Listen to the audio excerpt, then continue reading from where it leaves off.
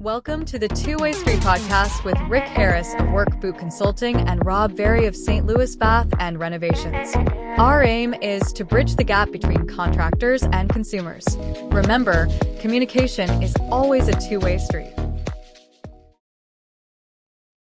Welcome to the Two-Way Street podcast. I'm Rick Harris of Work Boot Consulting, joined by my good friend, Robert Berry from St. Louis Bath and Renovation. So, today we're going to talk about a rising tide lifts all boats. Is that what it is, Rob? Or what are we going to talk about? Yeah, but we're going to talk about if I do better, those around me are going to do better. And we know that that's true because if you are a burden on others, guess what? Their lives are going to be negatively impacted as well. So if you are, how do you put it, Rick? If you say we're all a genius at something. If you you're doing your thing, right? If Rick's doing his thing, your wife, your family, your friends, your colleagues, your coworkers, your employees, all those people, it's going to rub off on it. You're sowing it, at least you're sowing the right seeds. So anyway, that's what we're going to talk about. And then I think we're going to talk about something very practical in the contracting business. Talk about change orders and what else? Scope creep. How a project can get started and how it can get away from either the contractor or the client. So, personally experienced that, firsthand, letting change orders get away on me and letting the job balloon to a size that was almost uncontrollable. So it does happen. So we'll dovetail that all in together. We'll figure out a way to jam it all in there, make it into something that makes sense. Yeah, just so that the listeners know, we're not going to get off into contract law. We're not going to split hairs. We're going to talk about if you're not addressing your change orders properly or other, a few of these contractual issues that we're talking about. If you're not addressing your change orders properly, in particular, you're leaving money on the table. We'll talk about maybe when you start a job and then inevitably the customer says, "Hey, what about this other thing?" We'll talk about a few of those things. And if we hit a nerve, send us a message and then we'll dive a little deeper. But just something to consider is all we're talking about today. Yeah, and if you hang around and listen to the outro, it'll give you both your email address and my email address to reach out and have a conversation. But yeah, so if I do better, everyone does better. And it's interesting. So I had this conversation with a group of people the other day, and I apologized to them. And it was a group of people that I hang out with and network, business associates. And there's a certain protocol to the way that we do things. And I just felt I wasn't getting out of it as much as I was putting in. And and I've had this issue before. I'm sure everybody has, or they're questioning why, and they're looking around, they're blaming everybody else. And I took a step back and apologized to them because and they didn't realize that it was cheesed off. And I apologized to them. I said, if I'm not getting out of this what I need, what is my role in it? What is it I'm doing? So I promised that I would do better. So the look on their faces when I said I promise I will do better was a bit surprising, and I think the honesty that I gave to them. So I'm thinking that would inspire them to do better. That this guy, they may have looked at me thinking he was not. I said I wasn't getting out of what I wanted to. Maybe it's going to force them to. If I'm better, they're better. Is that kind of something that makes sense? Yeah, and I don't know the perspective of that group that you're in or exactly. I don't know every detail of what you're talking about. Yeah. to me, and I'm sure you had an honest approach. Hmm. You didn't start off with what's your problem. You started Hmm. off, hey, I'm not getting something out of this. What else can I do better, guys? Can you be honest enough with me to tell me what you Hmm. think I could be doing differently or better? It's what it sounded like to Hmm. me. Well, yes and no. I mean, so the conversation was, I'm not getting out of this what I need, but I pointed a finger and I was like, you. You're Okay. not giving me what I need out of this. And I never vocalized that to them, but I internalized that, and it's just like, well, I'm giving all this stuff to these people, but I'm not getting anything. I'm not getting out of it what I wanted. Hmm. And maybe in maybe, and it was on me because I don't think I was being very specific about the things that I wanted back out of it. And once I kind of vocalized what I wanted back out of it, um, out of that, and then apologize for maybe um, offending them if they were, and then my promise to do better, and that I feel that that's going to inspire them to do better. Much like a sports team where say the goalie on the team comes in and is all upset that the team isn't scoring goals on them, on the other team. They're not, you're not getting the run support, or not getting the goals, or whatever it is. And then the rest of the team comes back and says, well, you're pooping the bed with your pitches, you're letting in soft goals. You need to be better. And if you're better, we can be better. So it's kind of it's it's all about it. I think it is about accountability before you start pointing the blame at somebody else and blaming everybody else about what the situation that you're in. Take a step back and see, well, what's my role in it? And I know that we've talked about this before, where I have a Proctor Gallagher coach, like a Think and Grow Rich coach, and called her up one day, said, I have an issue, and she just flatly said to me, that's a you problem. Like, oh, that's not what I wanted to hear, but when upon reflection, it was a me problem. So You thought you were wrong once, but you weren't. I was mistaken. That's right. Yeah. So that's kind of is that what your experience is? That if you can get better and raise your game, um, you I can I pull like people what up. you said there, and really, what just became obvious to me when you were saying that was that I was bringing up my point was singular action, and your Mm, point was team action, was accountability. If you're part of mm, a team, forget about goal setting if there's no accountability. You guys, if right. hey guys, we're all in. You got 5 people and you're in 5 different rooms. Set 5 different sets of goals and find out if you're going to be at the same place at the end of that. No way. Mm, It's just not happening.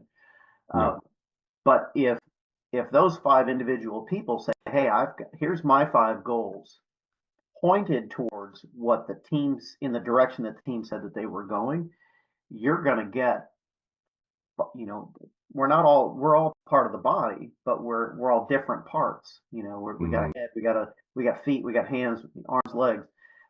The body's terrible if a foot gets cut off, yep. or if there's only one hand to use. So if we're all pointed in the same direction, if we're all rowing in the same direction, we're all in the same boat together, we're all rowing in the same direction, the rowing's going to be much easier. So Hmm. I love the accountability part that you brought up.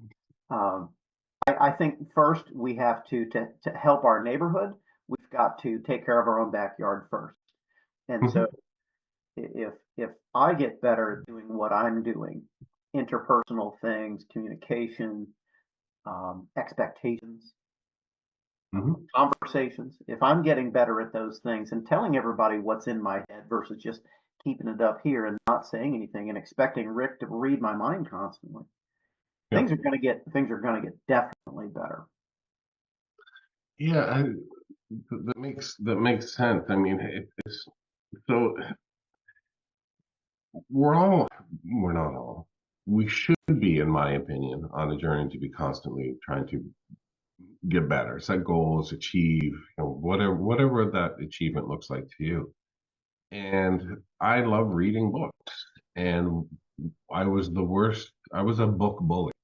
So, and what that is I would read a book, and then I would hold it up over my head and jam it in everybody's face. It's like, you got to read this, you got to read this, you got to read this, you got to read this. And people would just roll their eyes. Like I was buying people books and giving them books and everything else. And I listened to a podcast, I think it was Rob Dial, or I listened to somebody saying, if you're that person, stop doing it. Just go do your thing, take a step back, improve yourself, do better, and let everybody else come to you and say, hey, I notice that you're different. I notice that you're better. What is it you're doing? So that would be the individual, improving themselves, doing better, trying better, being sweeter, kinder, harder, working, whatever it is, more giving, more caring. You're going to get that. You're going to pull everybody up with you. You're going to lift everybody up with you. Which I think when you take a step back, that is leadership. Individual leadership pulls everybody else up. You raise your game, everybody else's game should follow. Well, that's one Yeah, of the what things was that? Everybody said, "Hey, I'll help you fix you, and if you help me fix me." And Mm, I don't think that's right. I think it's I'm going to fix me. I'm going to do better for me, for us.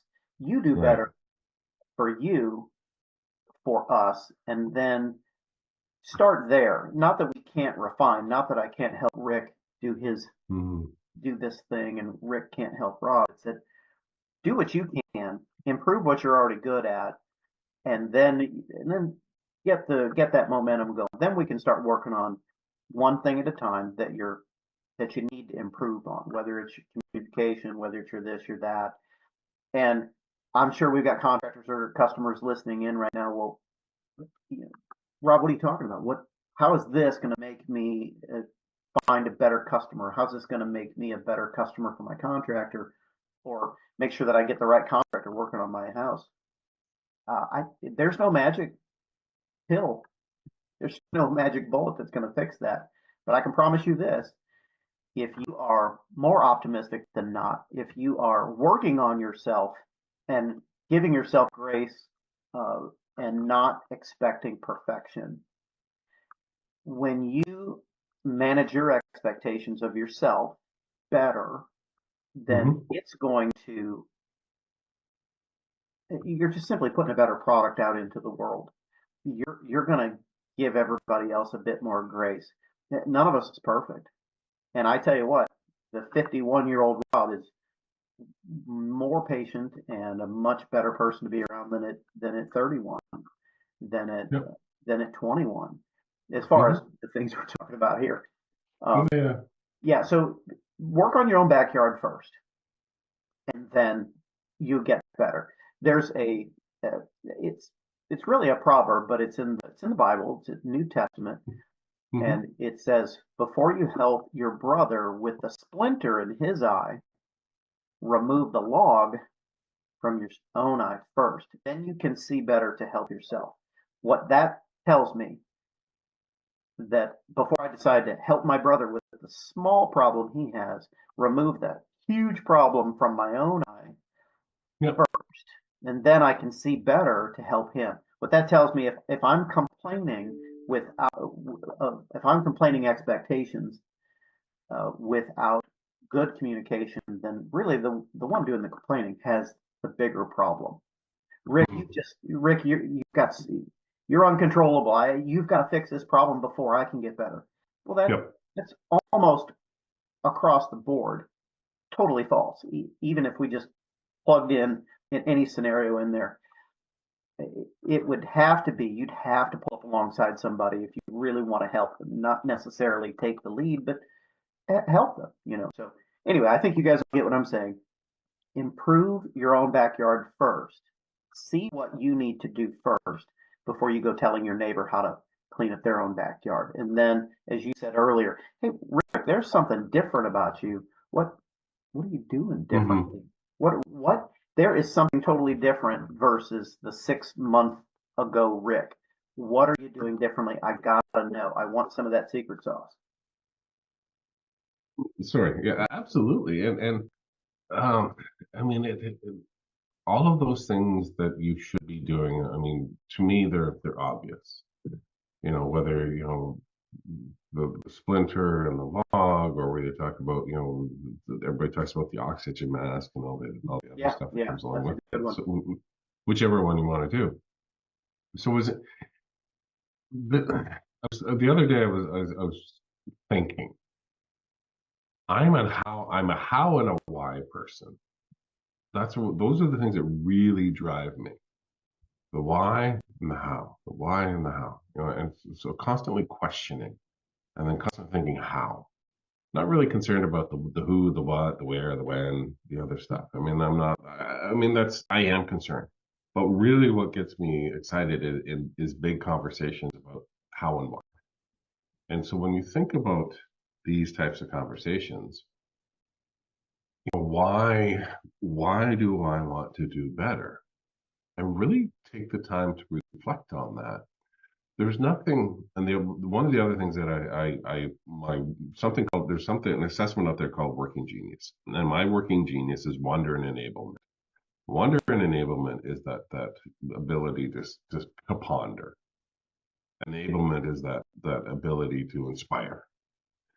So when you talk about the why, take the time to ponder, take the time to figure out, why do I want to do this?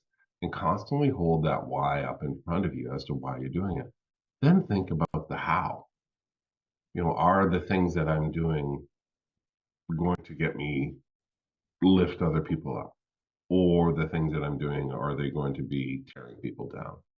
Or Oh yeah, yeah. Or the to the customer and the contractor relationship. Is this thing that the customer's doing or the contractor's doing, is that going to get me the result that I want? Is that going to get you the result you want? Let's just look at things practically. absolutely, and this is why I love processes. So whether you are familiar with Lean Six Sigma and those types of things, it is about, is this process the best process for both the consumer and or the person producing it? Is it the best process? And to You'll the find out point at of, the end of the job. absolutely. Did that One of the work? pro You're right. So one of the processes that somebody I know that was using one time is they would call when bids were in, projects were in bids, permit stage. Sorry, he would call the client every single day and let them know what was going on. I was like, well, why?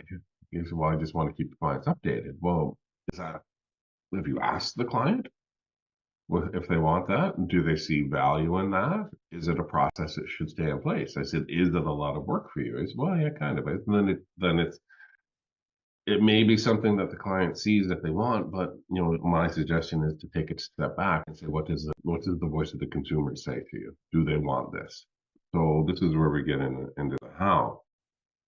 So rising tide lifts all boats, and I want to talk about how this affects change orders and scope creep and all the other things that can go sideways on a project. And scope, just quickly explain what scope creep is, if you wouldn't mind. Nope, because I don't know what it is. Okay, go. Okay, so think of it this way. Uh, you meet somebody to do a project for them. The project is, we're just going to paint this room, just the walls. You get going, and your client says to you, would you mind just doing a little touch up in the ceiling? Yeah, I can do that. Would you mind doing a little bit of this? Would you mind doing a little bit of this? Would you mind doing a little bit of this? Would you mind doing a little bit of this? And in a scenario like that, it's death by 1,000 cuts because they're just little teeny tiny things. And then in the consumer's eye, your client's eye, those are just little things. But cumulatively, they could be hours of work. 5 minutes for this, 10 to. So this is where it can get away from you. So if you're the type of contractor or trades professional that just does those things and doesn't explain back, communicate to your client, I'm happy to do those things, Rob. However, the quote only included this. Wait, I'm the bad guy in this scenario? You're the bad guy. You're the one setting boundaries. So one of the things that you need to explain to them is I will do certain things up to a point. And this is where, for service company, you go in, you do something, you fix something, you're there to fix the main thing, you fix something else, you don't charge, and you don't put it on the invoice. So the client doesn't know that you fixed that thing. Or you do say, hey, well, I tightened the toilet seat, but you didn't charge for it. You leave, you come back, and then your client reaches out to you and says, hey, that toilet seat that you tightened is loose. It's like, well, he didn't charge you for it. I said, I don't care. You touched it. Now it's loose. Let your clients know that you do those types of things. Put it on the invoice and zero it out. So when they come back and say the toilet seat is loose, it's like, yeah, remember I never charged you for it. I did that for free. Well, it's loose now. It's like, I can come back, but I'm going to charge you for it. Well, that's crazy. It's all about setting boundaries, expectations, managing your clients' expectations. So when somebody says to you, can you do a little touch up the ceiling? Rob, I'm more than happy to do that. Do you have the can of paint? Yes, I do. Is it the exact same one? Yes, it is. Okay. I will touch it up for you. More than happy to do that. However, this is what I want you to know. It will take me time. It will give you a result where you can see that touch up happened. Whether it's brush strokes, whether it's a slightly different color, whether it's, because it does fade, sun, whatever. I'm more than happy to do that for you. Here's the change order that explains what I'm going to do. Here is what I'm going to guarantee that it'll look like. That I will touch up the paint, but I do not guarantee the finish or color or match or anything else because it's your paint. Oh, are you okay with just a little spot in the ceiling where you can see where I touch it up? No. I would like a completely finished ceiling. Okay, well, here's what I can do. We can either leave that little blip that's there and just ignore it, or we can go through and paint the entire ceiling for you. And it'll need 2 coats. What would you like to do? It's okay, don't worry about it. Great. So you didn't want to go ahead? No, I don't. Okay, great. Or yes, I'm okay with a little spot. Okay, great. And then you need to sign this, right? So that's scope is the entire project. Creep is when it just kind of creeps up, death by 1,000 cuts. Change orders do not necessarily have to have a price attached to them. It could be just say that we're going to do this thing. This is the type of, this is what you've agreed to. These are the things that you've said, and it doesn't necessarily have a price, but it manages expectations. So when you leave, everybody's clear. Look, I told you this is what it was going to look like. Yeah, but I don't like it. Well, you signed it. We had the conversation about it, and you signed it. Here it is, right here. Whether it's a paper copy, whether it's a napkin, whether it's written on your work boot, whatever it is, it's signed. So that is scope creep. And what that does is it eliminates the possibility of an upset client, an upset contractor, and those kind of things. Those are the 2 reasons. So I was having a conversation with a contractor the other day, and I said, when is the worst time for a project or a job or a company to lose control and lose money? When you're slow or when you're busy? What's the worst time? Yeah. What is worse? When is either one's the kiss of death because it slows you down and you're losing money. If you're slow, then you've made less money on that job. The time isn't Right. the killer on that. But if you've got a change order or the scope creep, as you mentioned, if that's when you're busy, guess what? You just spend more money on that, and hopefully you won't, on that lost time, you won't lose the next job that is profitable. How many times have we all been out there where you're on a $5,000 job and Mm-hmm. good, bad, or indifferent, you're there for another day or two or three, but you put off a $15,000 or $20,000 job, and then if you stop to think about it, you're like, crap, what did I do that for? Yep. Yeah, no, absolutely. In my experience, you can bleed money when you're slow, but you will hemorrhage money when you're busy if you don't have those processes in place. And what it is you are running around like a maniac, not communicating with your team, not communicating with your clients, not following processes, not doing this, not doing that, saying I'll get to it later, I'll get to it later, get to it later. Things get away from you. You know, your team's running out to the wholesaler, the vendor, or the supply house, or whatever to get the parts that they need, talking to the client, doing this, doing that.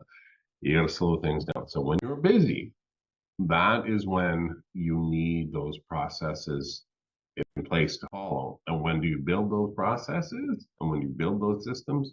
When you're not busy.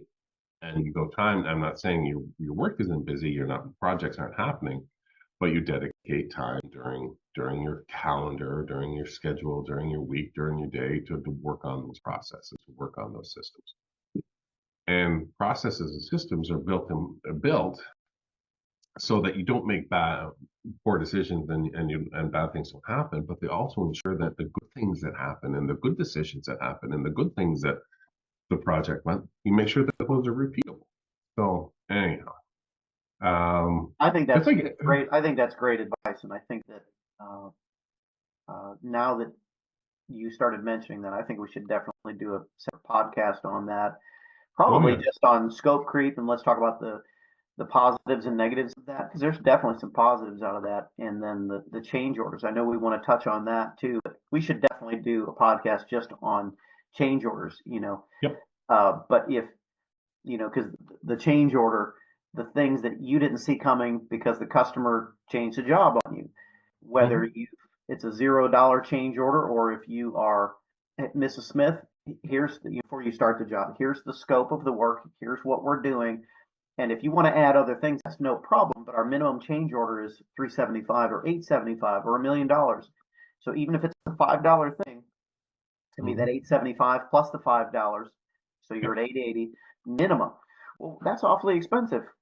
It's not the $880. It's the fact that now I've accounted for 3 days on this job, and now we're at 3.5. So really, we're really 4, because you're not going to go start another job on that half a day if you're in bath remodeling, or probably most plumbing jobs. A repair plumber, if you're just going to go ahead and put a water heater in, you can get that done in 2-3 hours, no problem. But Yep. you're burning that time. So I guarantee you this is getting the wheels turning in those that are listening and saying, oh, that's right. So you got to account for your time. It's not the fact that you're just a money grubber and you want to charge little old Mrs. Smith $1 million to put something in. No, if you're a fair contractor, you need to make money. If they've asked you to do something else, like what Rick said, put it on there. If it took you 5 minutes, make that change order, put specific. Hey, Mrs. Smith asked me to touch up that spot on the ceiling, or she asked me to tighten the toilet bolts. Fine. Put that on there, zero it out, let them know there's 0 warranty on this. Put that on your change order, and then move on. And when she calls you and says, she's put her best foot forward. Hey, I know you didn't charge me for that. I need you to come back. Now you've got that in place. If you're a busy company, or if you've got 15 different salesmen, now that's in the system. You saw that it was zeroed out. You saw that there was no warranty. And, hey, great. Perfect opportunity to upsell. In the case of why we are all have contracts now, because of the one that says the scope creep. Hey, touch this up, touch that up, touch this up. Now Mrs. Smith doesn't know that she's so particular, and she wonders why she can't get contractors to work, because she's just really never satisfied. That's okay, but that's mostly her problem. Yep. why do all those contractors want to take advantage of me? Why do they, or Mm-hmm. I have such a hard time keeping contractors. Ah, she may or may not ever figure that out, but we all have contracts now versus handshakes because of that one exception, and we've got to protect ourselves from that puts the blinders on them, that boxes them in, that says, listen, we did 1, 2, 3, 4. You paid us for 1, 2, 3, 4. We cannot do 5 without charging you for it. Yeah, 100%. So let's talk about change orders and scope creep and what they really look like, the cost that it can incur, the damage it can cause to your reputation. And I also want to talk about how to maintain the relation. It was interesting you mentioned relationships. How do we maintain the relationship with our contractor? How do we maintain the relationship with the client, long term, short term, and long? So we'll cover that up on another one. Yeah, definitely. And I whenever possible, I'm sure I sound like a Boy Scout. I'm not perfect. I'm not trying to be. It's just I like people, and I try to build bridges. I don't like Yeah. tearing bridges down. I I tell people, hey, we'll go in to do the handyman work. I'll go in. Mrs. Smith calls me, Rob, can you put up a ceiling fan for us? Sure. It's $175 to put up a ceiling fan, and we're going to be in and out in an hour and a half or 2 hours. And Rob, why would you do that? I know we're not making money on that, but they're literally just paid us to drop off our business card. And I don't know about all the rest of the contractors that are listening, but if you're new to contracting, I've got news for you, especially the correct customers to work for. Oftentimes, a well-to-do client will hire you to do a small job first. That's a test. That's a test. And I can't tell you how many times that's happened to me. I didn't know that what I was in the middle of, but it just worked out. Not all job works out. I'm not telling you that we're perfect.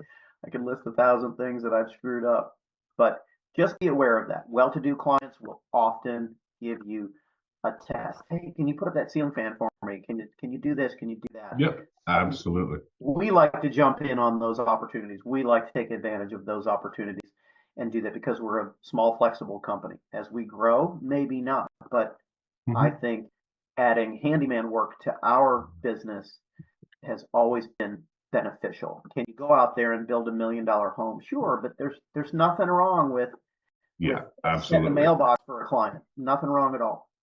Yep, all about building relationships. Okay, that was fun, Robert.